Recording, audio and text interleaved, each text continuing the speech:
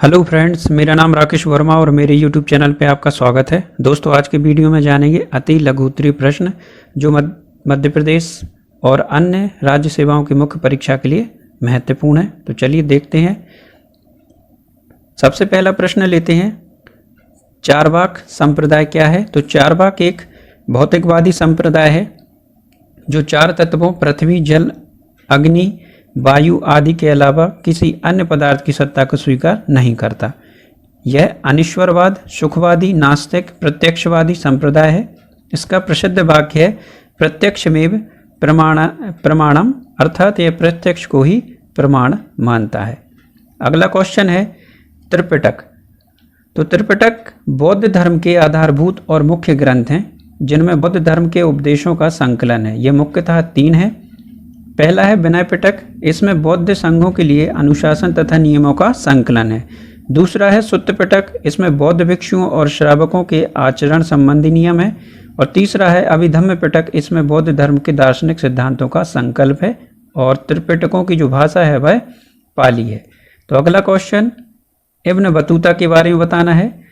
तो Ibn Battuta Africa देश Morocco का यात्री था जो मोहम्मद बिन तुगलक के दरबार में आया था। मोहम्मद तुगलक ने उसकी विद्वता से प्रभावित होकर उसे दिल्ली का काजी नियुक्त कर दिया और 1343 में मोहम्मद तुगलक ने उसे अपना दूत बनाकर चीन भेजा। इब्न बतूता की प्रसिद्ध पुस्तक रेहला है जिसमें उसने सती प्रथा का भी आंखों देखा वर्णन किया है। अगला प्रश्न है, भक्ति आंदोलन की विशेषताएं क्या है? तो मध्यकाल में व्याप्त रूढ़िवादिता के विरुद्ध आंदोलन उठ खड़ा हुआ जो भक्ति आंदोलन कहलाया। इसकी मुख्य या प्रमुख विशेषताएं हैं, कर्मकांडों का विरोध, जात पात का विरोध, धार्मिक सामाजिक कुरीतियों का विरोध और एकेश्वरवाद पर बल। पांचवा क्वेश्चन है, सार्वजनिक स्नानागार।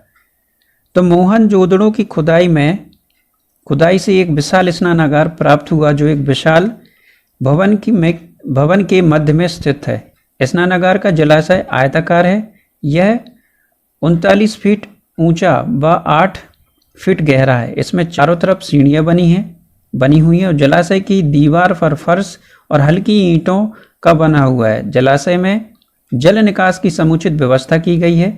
इसके चारों ओर बरामदे हैं तथा इसके पीछे कमरे बने हुए हैं। यह धार्मिक स्नान के लिए उपयोग होता था। अगला क्वेश्चन है, छठवां, कृष्णदेव राय के बारे में बताना है। तो कृष्णदेव राय तुलुव वंश का महान शासक था। पुर्तगाली यात्री बारबोसा तथा डोमिंगो पायस ने कृष्णदेव राय के समय ही विजयनगर साम्राज्य की यात्रा की थी। इनके द्वारा या इनके दरबार में तेलुगु साहित्य के 8 सर्वश्रेष्ठ कवि रहते थे जिन्हें अष्टदिग्गज कहा जाता था। कृष्णदेव राय के शासनकाल में तेलुगु साहित्य को क्लासिक युग कहा जाता था। कृष्णदेव राय ने आंध्र भोज, आंध्र पितामह, अभिनव भोज आदि उपाधियां धारण की। बाबर ने बाबरनामा में कृष्णदेव राय को भारत का सर्वशक्तिशाली शासक बताया है। अगला है रूसो। तो रूसो के बारे में बताना है। तो रूसो एक महान दार्शनिक तथा विचारक था। फ्रांसीसी राज सत्ता के विरोध में जो आंदोलन प्रारंभ हुआ उसमें रूसो ने महत्वपूर्ण भूमिका निभाई।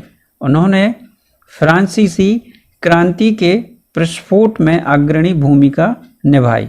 रूसो ने अपनी रचना सोशल कॉन्ट्रैक्ट में बताया कि मनुष्य स्वतंत्र पैदा हुआ है लेकिन वह सर्वत्र जंजीरों में जकड़ा हुआ है। वह वंशानुगत राज व्यवस्था का विरोधी था। उसका नारा था, प्रकृति की ओर लौटो। कन्फेशन उनकी आत्मकथा है। कन्फेशन उनकी आत्मकथा है।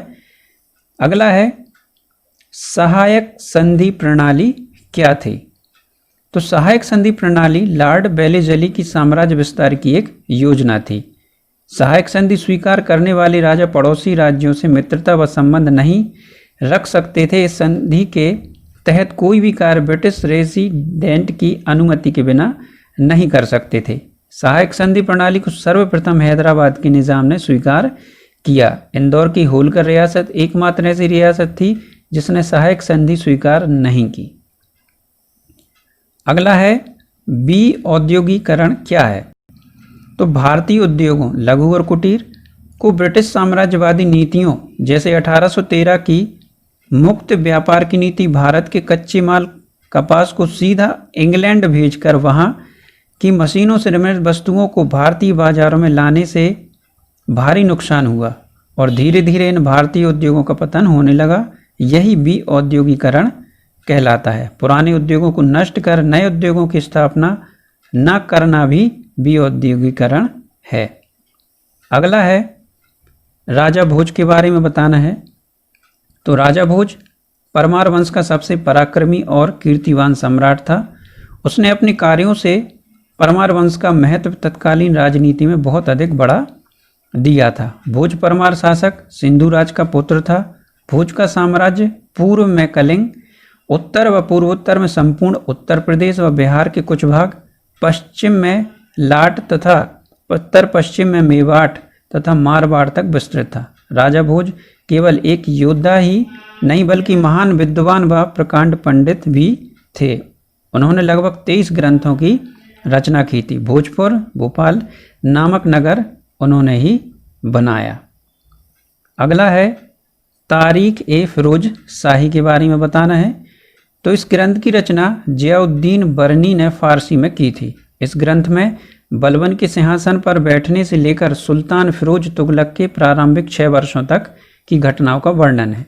इस प्रकार इस ग्रंथ से हमें सुल्तान बलबन, खिलजी सुल्तानों तथा तुगलक सुल्तानों के शासनकाल के बारे में जानकारी प्राप्त होती है। बरनी ने इस ग्रंथ में तत्कालीन राजनीतिक घटनाओं, शासन प्रबंध, सामाजिक स्थिति, आर्थिक दशा आदि का वर्णन किया है। अतः यह मध्यकालीन भारतीय इतिहास को जानने का एक महत्वपूर्ण ग्रंथ है। अगला है तराइन का प्रथम युद्ध के बारे में बताना है। तो मोहम्मद गौरी द्वारा पंजाब के भटिंडा पर अधिकार करने के कारण चौहान वंशीय शासक पृथ्वीराज चौहान तृतीय सशंकित हो उठा। उसने गौरी का सामना करने के उद्देश्य इस विशाल सेना के साथ कूच किया और 1191 में थानेश्वर के निकट तराइन के मैदान में दोनों सेनाओं के मध्य घमासान युद्ध हुआ। इस युद्ध में पृथ्वीराज चौहान की विजय हुई और मोहम्मद गौरी गंभीर रूप से घायल हुआ तो रण क्षेत्र से भाग निकला था। अगला है रामानंद के बारे में बताना है। तो संत रामानंद वैष्णव धर्मोपदेशक थे और उत्तर भारत में भक्ति आंदोलन को प्रसारित करने का श्रेय उन्हीं को है। रामानंद ने भी रामानुज की भांति भक्ति को मोक्ष का साधन स्वीकार किया। उनका मूल उद्देश्य धर्म तथा भक्ति के माध्यम से समाज सुधार करना था। उन्होंने सभी जातियों के लोगों का या सभी जाति के लोगों को अपना शिष्य बनाकर भ्रातृत्ववाद का प्रतिपादन किया। उन्होंने जाति प्रथा की कटु आलोचना की तथा इसे समाज की अनावश्यक बुराई बताया। अगला है खेड़ा सत्याग्रह 1918 खेड़ा सत्याग्रह 1918 के बारे में बताना है। तो 1918 में गुजरात के खेड़ा जिले में फसल खराब होने से किसानों की हालत खराब हो गई थी। ऐसी स्थिति में किसान सरकार को कर देने की स्थिति में नहीं थे। अतः उन्होंने सरकार को कर देने से इनकार कर दिया तथा महात्मा गांधी के नेतृत्व में खेड़ा सत्याग्रह प्रारंभ किया। इस सत्याग्रह में गांधी जी के साथ सरदार वल्लभ भाई पटेल ने भी सक्रिय भूमिका निभाई। अतः सरकार को झुकना पड़ा और केवल उन्हीं किसानों से ऋण लेने का निर्णय लिया गया जो देने में सक्षम थे। स्वराज पार्टी मार्च 1923 में चित्तरंजन दास तथा मोतीलाल नेहरू ने इलाहाबाद में स्वराज पार्टी की स्थापना की। इस पार्टी ने गांधी जी के रचनात्मक कार्यक्रमों, छुआछूत का विरोध, हिंदू मुस्लिम एकता, चरखा तथा नशाबंदी को अपना कार्यक्रम बनाया। इस पार्टी ने 1919 के अधिनियम में परिवर्तन करके भारत में उत्तरदायी सरकार की स्थापना की मांग की। 1923 के विधानमंडल चुनाव में भाग लिया तथा सेंट्रल प्रोविजंस में बहुमत प्राप्त कर एक मजबूत दल के रूप में उभरी। तो दोस्तों ये थे अति लघुतर प्रश्न, कुछ महत्वपूर्ण जो हमारी राज्य सेवा परीक्षा के लिए महत्वपूर्ण है।